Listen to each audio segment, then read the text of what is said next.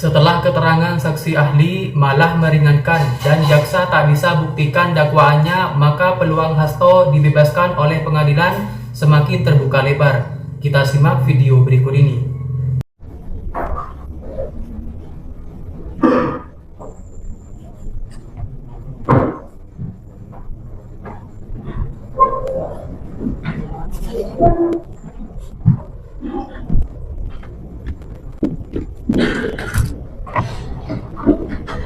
Skor cabut sidang nyatakan dilanjutkan. Pendapat umum agar ahli berikutnya. Kepada ahli saudara Hapni Ferdian dipersilakan masuk ruang persidangan. Masuk. Kata JPU saya bagus. Baik, terima kasih rekan-rekan pers.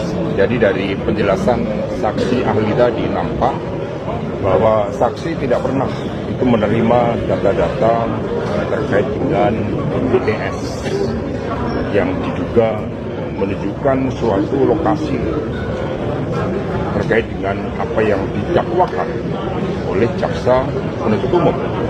Kemudian bahwa kalau hanya berdasarkan data CDR, call detail record, tanpa didukung data-data yang lain, itu juga tidak bisa menunjukkan suatu lokasi secara presisi dari alat tersebut.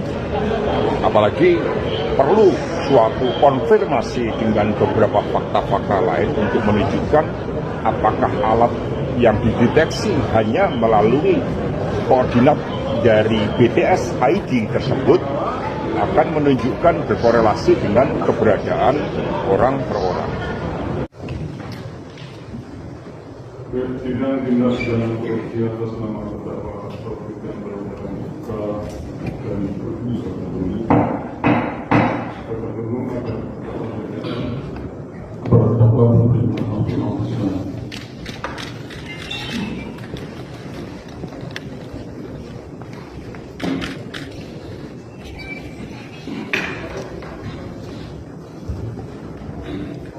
Baik, pada rekan jurnalis, kalau mau mengambil foto silakan ambil di sebelah. Tidak ada bukti yang cukup, bukti permulaan awal, bukti ini nggak ada. Ya. Jadi 3 sudah ini ahli ini, dan ahli ini sekali lagi meringankan. Ahli ini sebaliknya malah membantah dakwaan jaksa penuntut umum. Kalau begitu, kita berdoa selalu hakim berani membebaskan Pak Hasto dari segala tuntutan. Penggunaan data dan bukti.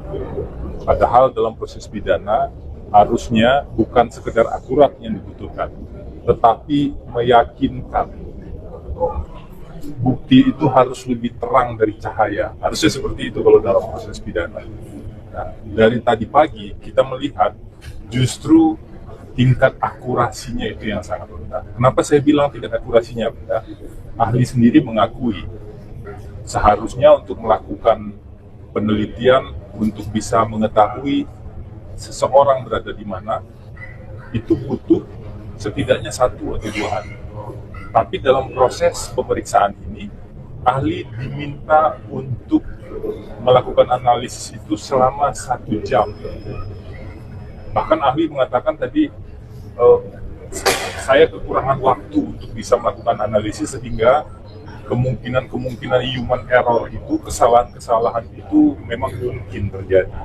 Ini penting sekali karena terkait dengan seberapa akurat bukti yang diajukan yang menunjukkan seseorang itu berada di mana. Bahkan kalau kita lewat istana negara sekalipun, ketika di situ ada BTS, maka kita dianggap berada di istana negara. Ya, karena itulah di dalam keterangan tersebut saya menyatakan tidak ada keberatan terhadap keterangan dari saksi. Berada di mana Pak Hasto pada waktu itu, Kusnadi, Nur Hasan, Harun Masiku, itu tergantung bukti. Salah satunya adalah CDR. Poin kedua adalah satu-satunya bukti yang dijadikan pedoman dalam menentukan posisi orang-orang pada hari itu adalah bukti CDR atau call detail record. Tetapi sore ini kita dengar secara langsung bukti CDR itu tidak diaudit dalam proses digital forensik. Pertanyaannya, bagaimana mungkin bukti yang seperti itu bisa digunakan dalam sebuah proses hukum pidana, apalagi untuk membangun tuduhan tentang seseorang melakukan tindak pidana. Menimbang peluang Hasto bebas di kasus Harun Masiku. Sekjen PDIP Hasto Kristianto berpeluang bebas dalam kasus dugaan suap Harun Masiku kepada Komisioner KPU Wahyu Setiawan. Hasto didakwa merintangi penyidikan KPK dalam kasus tersebut. Pakar hukum pidana Wahyu Priyanka Nata Permana menilai majelis hakim bisa saja memutus bebas kepada Hasto. Hal ini bisa terjadi apabila delik yang didakwakan terhadap Hasto tidak memenuhi alat bukti sebagaimana diatur dalam pasal 184 KUHP dan Undang-Undang Tindak Pidana Korupsi.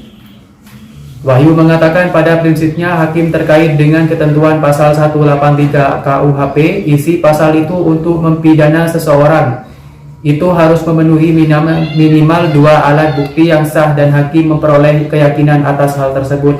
Sebagaimana diketahui ketika penyidik dan penyelidik KPK AKBP Rosa Purbo Bekti dan Arif Budi Raharjo hadir sebagai saksi fakta di persidangan, Hasto mengaku tidak pernah melihat, mendengar dan mendalami langsung dugaan perintangan penyidikan dan suap melibatkan sekjen PDIP itu.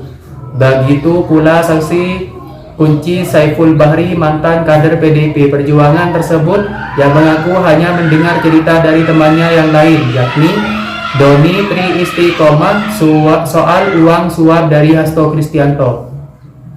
Bahkan disebutkan sebagai talangan atau pinjaman, tidak ada bukti langsung kepada Hasto. Hal itu juga sebetulnya berlaku bagi penyidik dalam proses penyidikan, yakni dalam menetapkan tersangka haruslah didasarkan adanya 2 alat bukti yang sah, tegas Wahyu.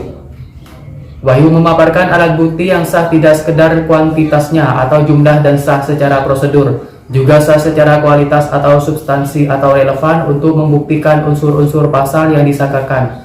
Wahyu menambahkan kalau memang fakta-fakta di persidangan menunjukkan tidak adanya alat bukti yang relevan, maka hakim juga harus berlaku adil. Hakim yang menyidangkan kasus itu juga harus berani untuk menyatakan bahwa Hasto tidak terbukti secara sah dan meyakinkan melakukan tindak pidana sebagaimana yang didakwakan, dan putusannya menjadi bebas dari segala dakwaan, kata Wahyu.